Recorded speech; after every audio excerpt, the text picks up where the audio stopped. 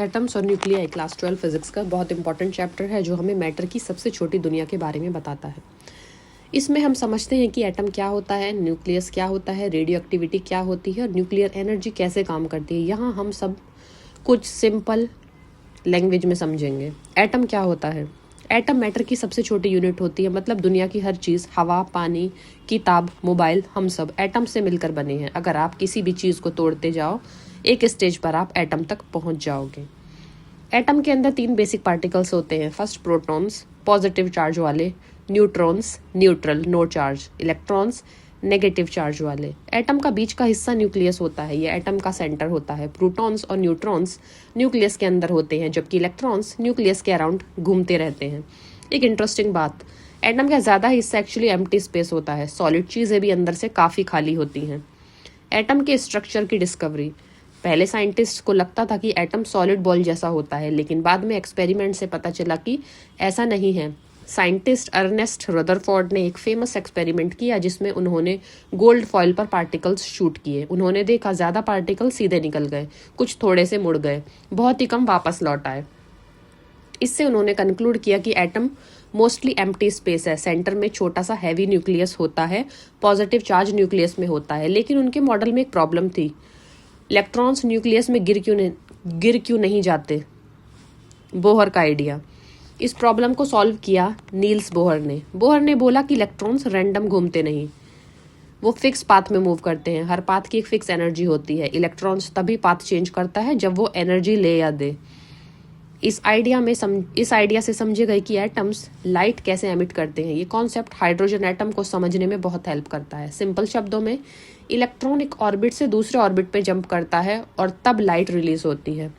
Atomic spectrum, जब atoms energy release करते हैं तो वो लाइट के फॉर्म में होती है। ये लाइट अलग अलग कलर्स की लाइन बनाती है, इन्हें स्पेक्ट्रल लाइंस बोलते हैं।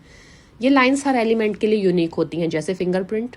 इससे साइंटिस्ट आइडेंटिफाई करते हैं कि किसी स्टार या गैस में कौन सा एलिमेंट है।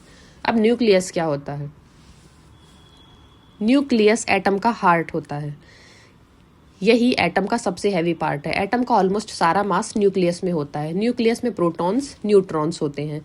न्यूट्रॉन की डिस्कवरी जेम्स चैडविक ने की थी। इस डिस्कवरी से एटॉमिक स्ट्रक्चर और क्लियर हो गया। अगर न्यूक्लियस को फुटबॉल स्टेडियम का सेंटर मान लो तो इलेक्ट्रॉन्स स्टेडियम के आउटर एरिया में घूम रहे होंगे। इतना डिफरेंस होता है साइज में।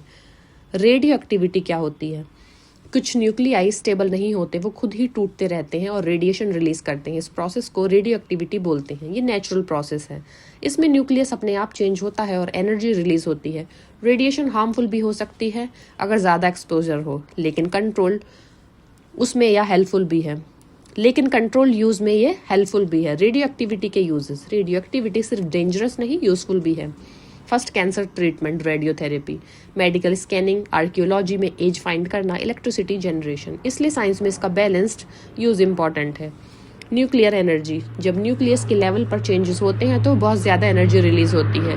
ये एनर्जी नॉर्मल केमिकल रिएक्शन से काफ़ी ज़्यादा होती है। इस आइडिया को समझाया एल्बर्ट आइंस्टीन ने। उन्होंने बताया कि मास और एनर्जी कनेक्टेड है। इसी प्रिंसिपल पर न्यूक्लियर पावर प्लांट्स काम करते हैं।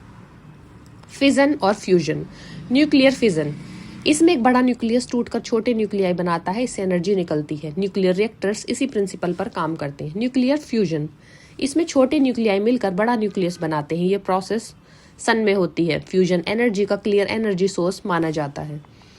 एग्जाम्स के लिए क्या याद रखें? एटम का स्ट्रक्चर, रदरफोर्ड और बोहर मॉडल्स, रेडियो एक्टिविटी का कॉन्सेप्ट, न्यूक्लियस की इंपॉर्टेंस और फिजन वर्सेस फ्यूजन का डिफरेंस। ये कॉन्सेप्ट थ्योरी क्वेश्चंस में आते हैं।